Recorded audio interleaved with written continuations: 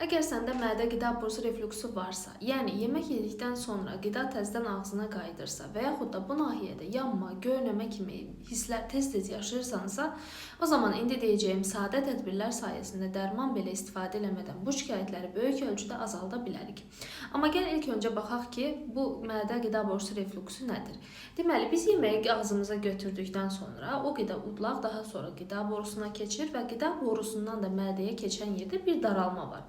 Bu daralma normalda ondan ötürüdür ki, mədə möhtəviyyatı təzədən qida borusuna yuxarıya qayıtmasın. Amma bəzi insanlarda bu daralma artıq genişlənmiş vəziyyətdədir və təəssüf ki, qida təzədən qalxır yuxarı və bu da təbii ki, öz növbəsində müəyyən şikayətlərə səbəb olur. Amma indi isə gəlin keçək həmin o dediyim tədbirlərə. İlk öncə qidalanmadan danışırıq. Qidalanma bu xəstəlikdə çox önəmlidir. Amma nə yediyindən də çox, necə, nə vaxt yediyin önəmlidir. Belə ki, bu xəstəlik zamanı çalışmaq lazımdır ki, mədə və bağırsaqları çox şişirtməyək. Yəni, mədə və bağırsaq çox şişərsə, yenidən yuxarıya təzyiq eləyir və bu da həmin o daralmanın biraz da genişlənməsinə səbəb olub, mədə möhtəviyyatının yenidən qida borusuna keçməsinə səbəb ola bilər.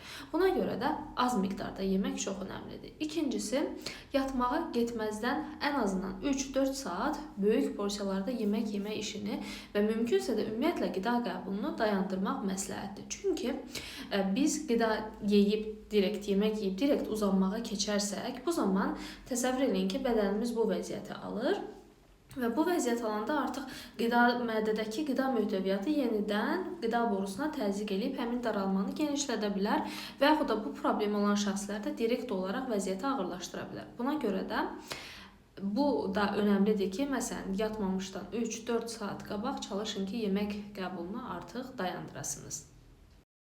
Və təbii ki, burada nə yediyimizin də rolu var. Əgər sizin bu nahiyəniz artıq prosesə cəlb olunubsa, deməli, daha tez qıcıqlanar bir duruma keçir. Yəni, həmin nahiyə mədə bilirik ki, mədədə turşu var və o turşu yuxarı qayıdaraq həmin qida borusunun o nahiyəsini qıcıqlandıra bilər və nəticədə qida borusu daha həssas duruma gəlir. Buna görə də yediyimiz, məsələn, turş qidalar, yaxud da tərkibində pomidor olan spirtli içkilər xüsusilə, ya da yüksək miqdarda qəhvə, çay qəbulu, bu kimi qidalar ya da çoxlu şirin, istiyotlu, duzlu qidalar yenə də həmin nahiyənin qıcıqlanmasına və şikayətlərinizin daha da artmasına səbəb ola bilər.